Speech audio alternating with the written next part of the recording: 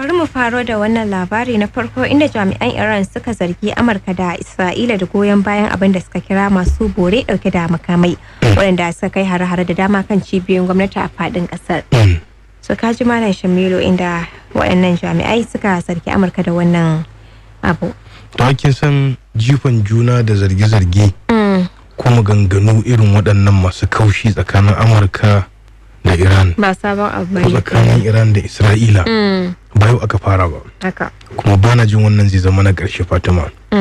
Saboda idan kika duba za ki ga Iran ta tsinci kanta a wani mawuyacin hali ko yanayi wanda kya iya cewa irinsa na farko ne a shekara kusan 15 ko 20 da suka gabata. Saboda sa ta gaba da Amurka ta yi da Isra'ila da sauran awayensu ko ƙawayensu na tarayyar Turai. Saboda haka wannan ya jawo aka yi mummunar zanga-zanga Iran wadda ta yi sanadin rasa rayukan akalla mutum 5,000 ko sama da haka. Wato a wasu shekaru da suka gabata kenan. A wannan lokacin. Wannan lokacin. So kin san zanga-zangar an yi ta ne ta tsawon mako 2. Wanda kuma kamar yadda hukumomin Iran suka tabbatar cewa wato akwai foreign intervention, wato sanya hannu ko bakin kasashen waje.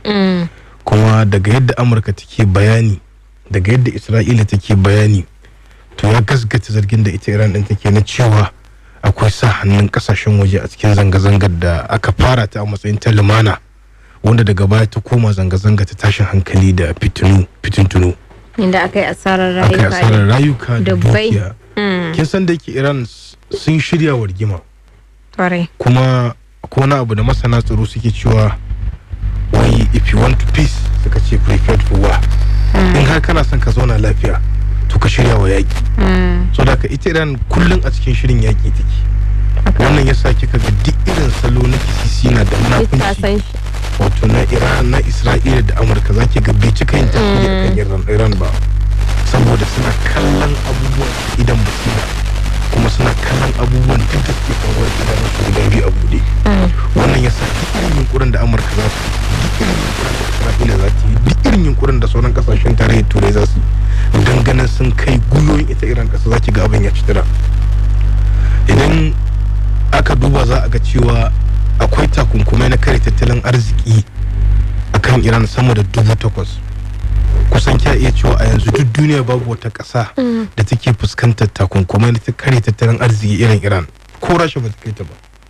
Saboda so ake dole sai an yi crippling economy ɗinta, an kai ta wani matsayi, an kai ta bango da za ta koka da kanta ta nemi ɗauki, ta nemi tallafin Amurka ko Isra'ila a daidai lokacin da su kuma suke da bukatu manya-manya a gurin Iran ɗin, musamman dakatar da shirinta na mallaka makaman nukiliya, wanda kuma wannan abu ne wanda yake yana da wahalar gaske a ce ya zo ya yiwu. So da haka wannan shine dalilin da yasa kika ga an gwada Iran militarily, an gwada Iran ta dukkan abin da ake ganin za a iya gwadawa don a karya ta, a karya gwamnatin Iran nan, amma kin ga ba a nasara ba. So da haka aka yi amfani da wani salo a daidai lokacin da 'yan kasuwa suke zanga-zangar matsin tattalin arziki, karyewar darajar kuɗin ƙasar da sauran abubuwan da suke da alaka da wato na tattalin arziki. Kawai lokacin aka ɗauki nauyin wasu 'yan ta'adda ko waɗanda ba sa ga maciji da gwamnati, ya iya cewa 'yan adawa. So da aka ɗauki nauyinsu a ƙarƙashin ƙasa suka shiga cikin zanga-zangar ta koma wani abu daban. So wannan shine dalilin da yasa kika ga an kai ga matsayin da an samu asarar rayuka da dukiyoyi marasa adadi. So da idan kika duba za ki ga cewa duk inda aka ce wannan zanga-zanga ce peaceful, wai a bayyana take cewa is peaceful. Za ki ga cewa ba a wato kashe mutane, ba a farmaka kadarin gwamnati, ba a yin duk wani abu da yake da alaƙar tashin hankali. Amma kin ga bayan kwana 4 ana yin zanga-zangar sai ta juye ta kuma wani abu daban wanda ba shine ainihin abin da aka gani da kansu. To Malam Shabir, ba ka ganin cewa akwai waɗannan buƙatu na Isra'ila za su iya samuwa ko cikin sauƙi? Yana da wahalar gaske, saboda idan kika duba za ki ga Iran ƙasa ce mai cikakkiyar information center, kuma tana da yanci ita ma ta mallaki kowane irin makami da ke ganin cewa zai iya taimaka mata don tabbatar da tsaronta. Tana da yanci ta tafiyar da tsari na shugabanci na mulki kamar da kowace ƙasa take tafiyarwa. So da idan aka zo aka ce a yau ana son dole sai Iran ta ba da kai bore ya hau dole sai Iran ta bi tsari ta bi ra'ayi da dukkan ka'idojin da Isra'ila da Amurka suke so ko suka gindaya mata.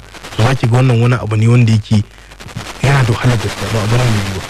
Saboda haka duk irin bukatun Amurka duk irin bukatun Isra'ila a wannan yankin na gabas ta tsakiya shine Iran ta zama wata ƙasa kawai ta zama kyan wallami. Wato ita ce a ƙasa ba saboda Iran ita kadai ce ƙasa a yankin gabas ta tsakiya da a yau ta gagara Amurka da Isra'ila.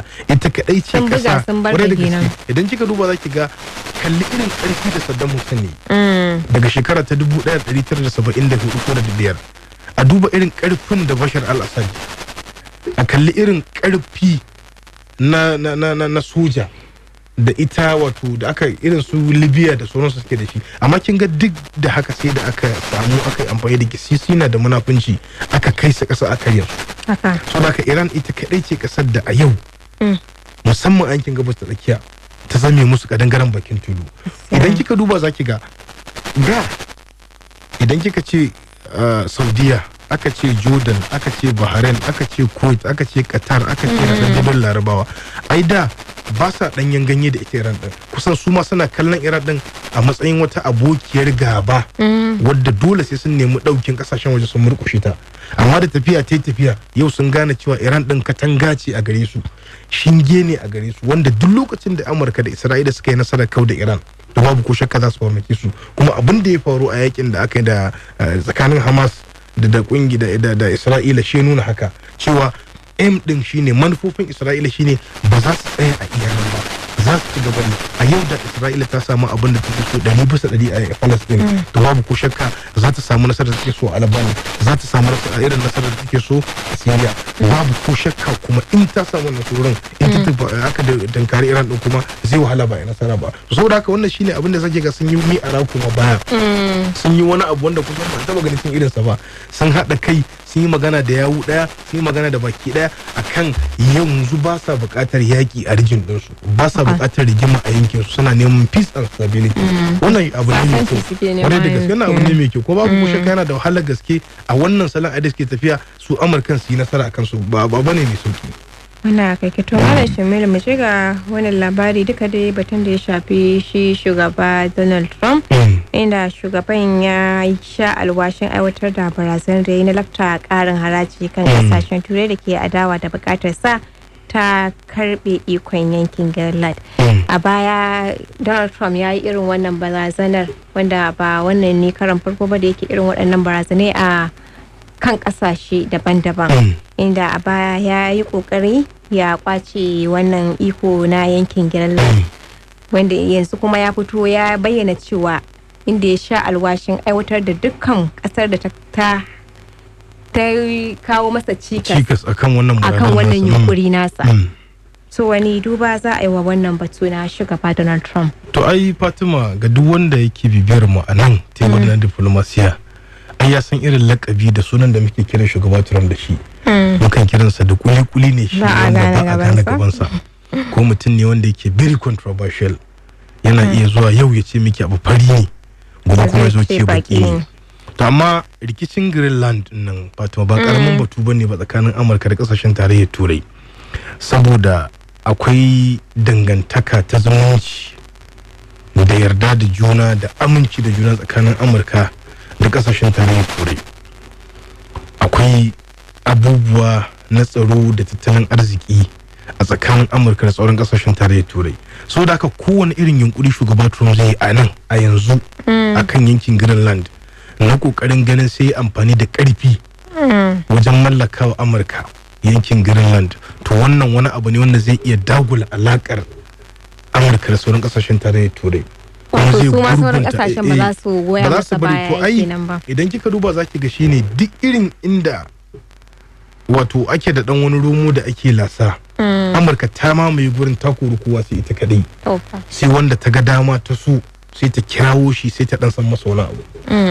So da ka yankin Greenland din nan kusan shi kadai ne yankin da ya ragewa kasashen tarayyar Turai wanda kya iya cewa kai tsaye babu hannun manya-manyan world powers a gurin, Amurka ko China ko Rasha kai tsaye, duk da akwai su a gurin, amma kai tsaye kasashen tarayyar Turai musamman Denmark ita take da cikakken iko da 'yancin tafiyar da yankin Greenland. To saboda haka duba ga irin arziki da yake gurin, duba ga irin tasirin gurin ga tsaro, ga tattalin arzikin ita Amurka da sauran kasashen manyan kasashen duniya. Wannan ya ja Amurka take ganin cewa yankin ci gabar zamansa haka kawai a hannun Denmark ko a hannun kasashen tarayyar Turai, to ita kuma wata barazana ce ta tsaro da tattalin arziki a gare ta, wanda kuma su ma yadda Amurka take kallon gurin a matsayin barazana a gurinsu, su ma kuma suna kallon kubucewa gurin yanzu a hannunsu, su ma babbar barazana ce ga tattalin arziki da tsaronsu da kuma walwalarsu ta al'umma. Saboda haka wannan batu ne wanda yake da hadarin gaske, ko batu ne wanda yake da girman gaske. Dole ne shugaba Trump na tabbatar zai taka tsantsan. To wani irin girma wannan batu yake da shi mana shi? Dalili shine akwai alaka kamar da na gaya miki ta zumunci, ta diplomasiya, ta tsaro, ta tattalin arziki tsakanin Amurka da sauran kasashen tarayyar Turai. Musamman kin ga akwai tsarin kungiyar tsaro ta NATO, wanda kusan Amurka ce take ba da kashi 75 cikin 100 na yadda ake gudanar da harkar wato NATO. Sannan kwarai da gaske, sannan kya iya cewa kusan tsaron kasashen tarayyar Turai gabaki daya kusan yana hannun Amurka. Amurka tana da tasiri kwarai da gaske a gurin su, kamar da su ma suke da tasiri a gurin Amurka, domin akwai abubuwan da Amurkan ba za ta iya cin musu ba ta same su kai tsaye, sai ta nemi haɗin kan kasashen tarayyar Turai. Haka su ma kuma suna buƙatar ta. Saboda haka idan shugaba Trump a wannan gabar ya dage ya nanata cewa dole ne sai Amurka ta mallaki yankin Greenland, ko ana ha maza ha mata, to babu ko shakka za a samu kuma baya ta fuskar alaƙoƙi na diplomasiya da ke tsakanin Amurka. Sauran ƙasashe da suke goyon bayan kar a karɓe ikon Greenland za su nuna rashin goyon bayan su. Ai sun ma nuna ai. Tun farkon da ya yi barazanar. Saboda kika duba za ki ga ai manya-manyan ƙasashen Turai. In kika ce Germany ta fi kowace ƙasa ƙarfin tattalin arziki a tarayyar Turai. Idan kika ce Faransa, idan kika ce Burtaniya, wannan su ne manya-manyan giwaye a tarayyar Turai. Saboda haka kuma su ne manya-manyan ƙawayen Amurka. Ta yadda duk wani cin mushe da Amurka za ta yi, to za ki ga sai ta samu goyon bayan waɗannan ƙasashen. Saboda haka idan yau an zo an samu koma baya, an samu rashin fahimtar juna akan yankin Greenland, shi shugaba Trump ya lashe takobi, ya tsaya tsayin daka akan dole sai ya karfe ikon mallaki na Greenland. Su kuma suna ganin cewa bai isa ba, to za a samu rarrabuwar kawuna. Yau din nan naga an samu shugaba Trump ya yi maganganu masu kaushi ga Emmanuel Macron na Faransa, wanda kwarai da gaske suna nuna cewa an samu gibi na tsarin fahimta ko abin da yake da alaƙa na diplomasiya tsakanin su. To amma kuma yadda Trump yake kallon yankin Greenland da muhimmanci da tasiri a gurin Amurka, haka kasashen tarayyar Turai suke kallon yankin Greenland da tasiri da muhimmanci a gurin su.